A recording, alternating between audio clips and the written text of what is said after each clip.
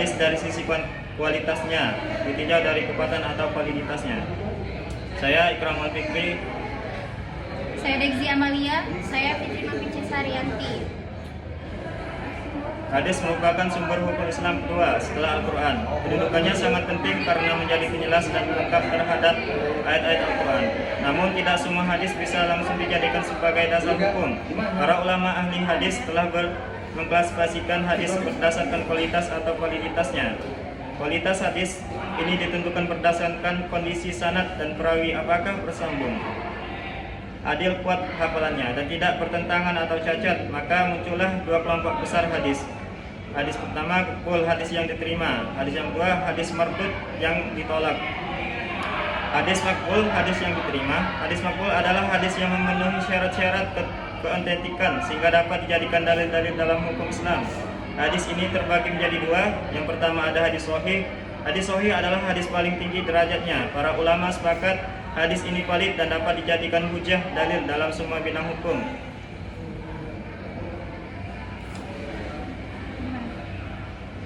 Syarat hadis solid, sanadnya bersambung, setiap perawi mendengar langsung dari gurunya.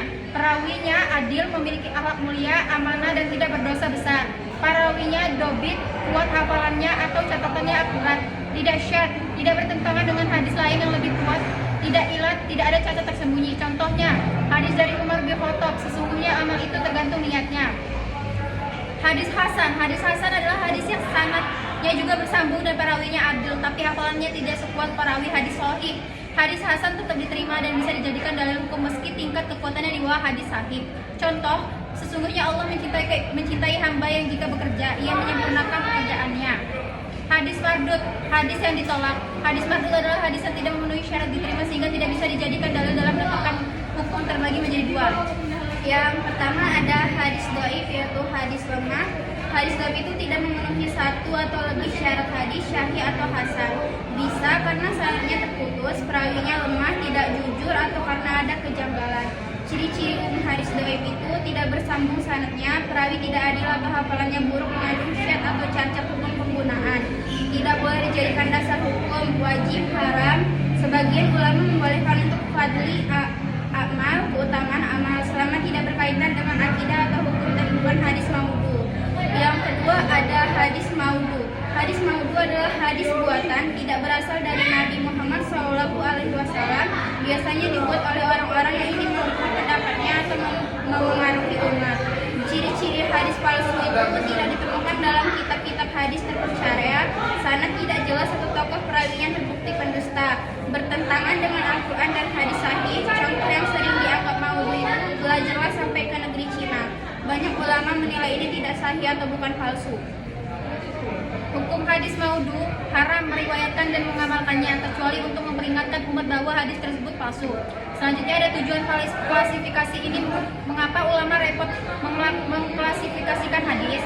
Yaitu untuk menjaga kemurnian ajaran Islam agar umat tidak keliru mengamalkan ajaran yang tidak berasal dari Nabi, memastikan setiap hukum Islam bersumber dari dalil yang benar. Selanjutnya ada kesimpulan. Tidak semua hadis itu sahih, ada yang sah dan boleh diamalkan, atau sahih dan hasan, dan ada yang tidak sah, dhaif dan maudhu. Sebagai umat Islam, kita perlu berhati-hati dalam menyampaikan dan mengamalkan hadis. Pastikan hadis yang kita ambil berasal dari sumber terpercaya, seperti kitab Sahih Bukhari, Muslim, dan riwayat para imam yang diakui. Kedua itu ada hadis mutawatir. Pengertian hadis yang diriwayatkan oleh banyak perawi dalam setiap tingkat sanad dan mustahil mereka bersepakat untuk merumuskan.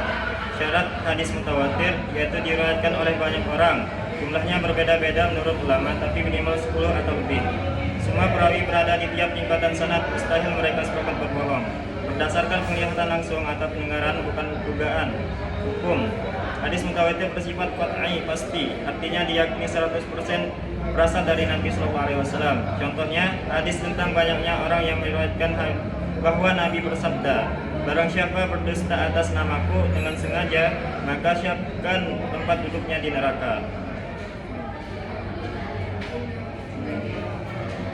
Selanjutnya ada hadis ahad. Hadis ahad yang tidak mencapai derajat mutawatir karena jumlah perawinya tidak banyak atau tidak semua tingkatan sanad memiliki perawi yang banyak. Macam-macam hadis ahad, yaitu ada hadis masyhur. Hadis masyhur diriwayatkan oleh 3 orang atau lebih, tetapi belum sampai derajat mutawatir, menjadi masyhur setelah tersebar di kalangan umat. Hadis aziz diriwayatkan oleh 2 orang pada setiap tingkatan sanad. Selanjutnya ada hadis qorib, ya, hanya 1 orang perawi pada suatu tingkatan sanad. Contoh hadis qorib, sesungguhnya amal itu tergantung pada niatnya. Awalnya diriwayatkan oleh 1 sahabat, Umar bin Khattab. Hukum hadis ahad, zani atau dugaan kuat, bukan pasti bisa dijadikan dalil jika sanadnya sahih, tidak digunakan untuk dasar akidah, tetapi boleh untuk hukum fikih dan akhlak. Pentingnya mengetahui kategori ini. Mengapa penting mempelajari hadis dari sejumlah perawi? Agar kita tahu tingkat keyakinan terhadap kebenaran hadis. Untuk memilah mana hadis yang bisa dijadikan dasar hukum, terutama dalam hal yang menyangkut keyakinan atau akidah atau ibadah wajib. Mengetahui derajat hadis membantu para ulama menyusun fatwa dan pendapat fikih dengan lebih hati-hati. Kesimpulannya, hadis tidak hanya dibagi dari kualitasnya, yaitu sahih, hasan, dhaif atau maudhu, tapi juga dari kuantitas perawinya, yaitu mutawir dan ahad. Hadis mutawir diyakini kebenarannya dan digunakan dalam akidah dan hukum. Hadis ahad tetap bisa digunakan selama sanadnya kuat, tapi derajatnya keyakinan tidak sekuat mutawatir. Pemahaman ini membuat kita lebih hati-hati dalam menerima dan menyampaikan hadis Nabi Shallallahu Alaihi Wasallam. Sekian dari kami akhiri. Wassalamualaikum warahmatullahi wabarakatuh.